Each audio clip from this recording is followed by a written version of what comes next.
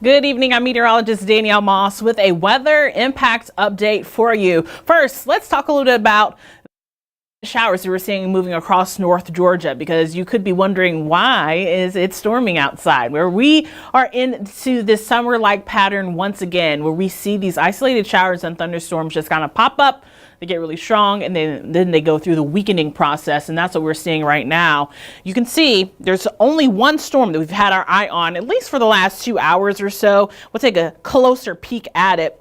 It's really weakening. It's moving right near Dahlonega, near Mossy Creek, going through the North Georgia mountains. Here is a live look into our University of North Georgia camera.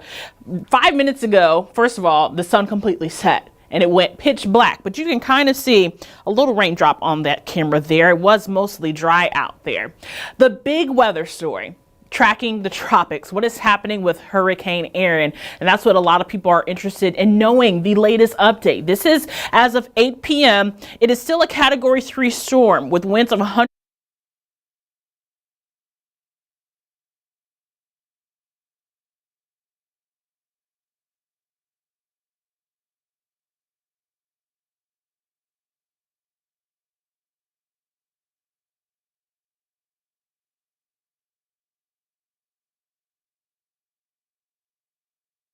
Let it lose its strength just a little bit. We'll start to see it regain its strength once again, and within the next 24 hours or so, we should be seeing the storm go back to Category 4 status. Right now, it is still in the middle of that eye wall replacement, so it's a little less strong. I don't want to take too much from this storm because it's going to continue to push really northwest, and that's when we're going to start to see it regain its strength once again. This is a look at it. It is still a very decently structured storm, still that Category 3, really close to Turks and Caicos, the DR. I just told you it was around 310 miles, really northwest of San Juan. And it's definitely dumping a lot of rainfall in those places. Still not expected to make a direct hit, but there's going to be some impacts from this storm. Not here in, across the southeast. However, we have to keep our eye on it, especially as it gets closer to the Outer Banks of North Carolina. So let's time it all out for you. Here's a look at it. I told you, once it finishes that eye wall replacement cycle, that's when we can start to see it regain strength and turn into a Category 4 storm once again.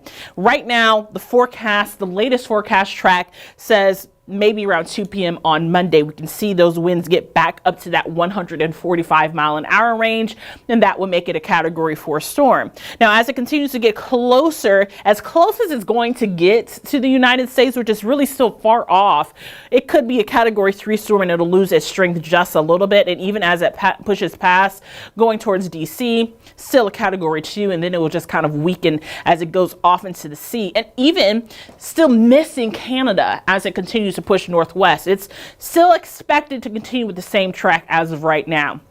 Here's what you need to know. This really has not changed in the last 24 hours. Heavy rainfall, obviously, for Puerto Rico right now and the Virgin Islands. The tropical storm conditions for Turks and Caicos. You saw exactly where the storm is located. Turks and Caicos is definitely getting some tropical storm force winds and some rainfall as well. Life-threatening rip currents next week. That will be for the East Coast. Like I said, as it gets closer to the Outer Banks of North Carolina, that's when we could start to see some impacts getting closer to the United States. Here's the thing. Those winds are going to be so high, especially with it being a Category 3 to Category 4 storm. You have to make sure that you are paying very close attention. I know a lot of people are out of vacation mode. Kids are back in school. But if you have any travel plans set up, or if you know anyone who's traveling or even on a cruise in the next 48 hours or so, give them a heads up. Make sure that you're checking in with the forecast and staying up to date, and make sure that you keep an eye on the flags that are out there if you're going surfing or you know anyone who's going surfing, because if those rip currents are so high, you do not want to be out on that water at all. Here's a look at our spaghetti model plots. This is what we've been keeping an eye on as well. Projected tracking. As of right now, all of the tracking keeps it away from the United States. There's only one rogue model that's kind of pulling it in closer, but still, when we see all of these models in agreement, it's a lot more comfortable for us to say this is the projected route of that storm. And you saw, even when we were going through hour by hour with seeing how it could regain its strength and continue to push northward and then kind of lose its strength just a little bit, it still had it going away from the United States as well as in Canada.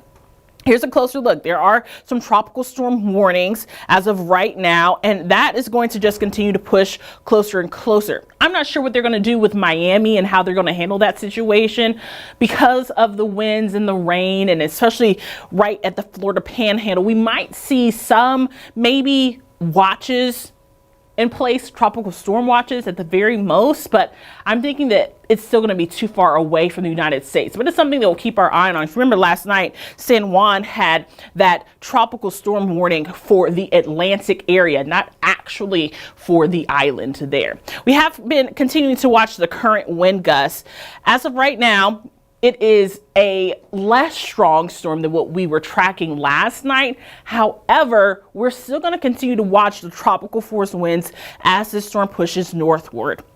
Here's the deal. Once it gets closer to the United States, the winds coming off of this storms are definitely going to have some impacts on the Carolinas, down into Georgia, and maybe even past Florida.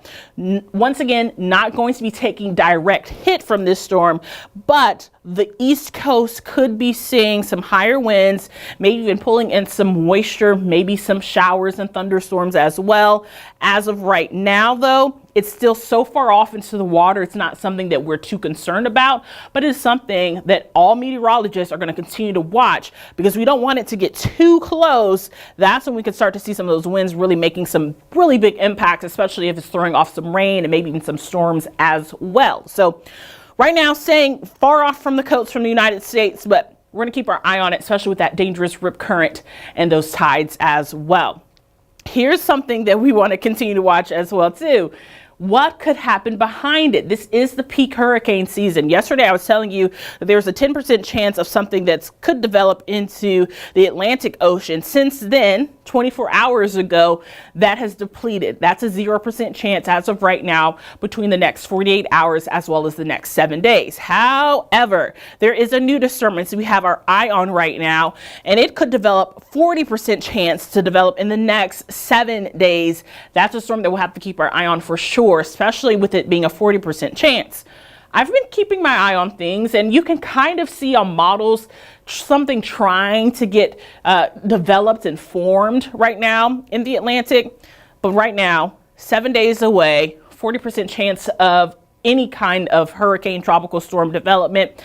That's still way too far away to confirm. Absolutely. That's just like normal weather. When we bring you a 7-day forecast, really the first 3 days, that's when we can feel more confident of saying this is going to be your forecast. We're nailing it down. For hurricanes, 7 days out, we could see a lot of changes in the next 7 days. So it's definitely something that we'll have our eye on, and we will bring you the latest on. But as far as Hurricane Erin is concerned, as of right now, it is a Category 3 storm. But once it finishes that eyewall replacement cycle, we'll start to see that storm regain strength once again and become a Category 4 storm. And then we'll start to see it completely lose its strength as it continues to push northward. For now, I'm meteorologist Danielle Moss.